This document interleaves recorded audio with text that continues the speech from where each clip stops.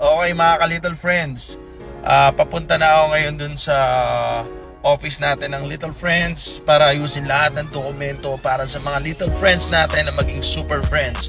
So ano pa mga inaantay nyo mga kapatid ko, join na. Okay mga chong, after namin kaninang pumunta sa aming mga little friends, mag-grocery naman kami ng pangkain namin. 24 hours all day, 24 hours pala rito. So, pwede pa tayo mag-grocery. Squeeze! Okay mga chong, alam nyo ba, napakahilig ko sa kanino unang panahon.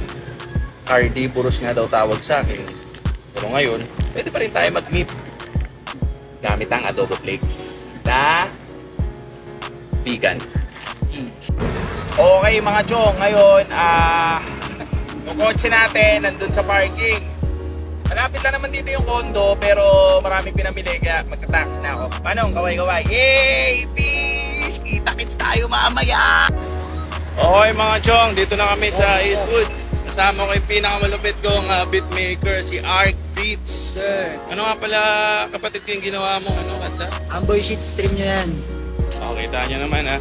Susuportahan natin ha.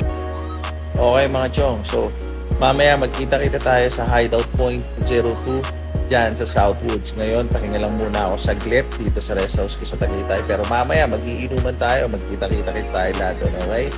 Peace!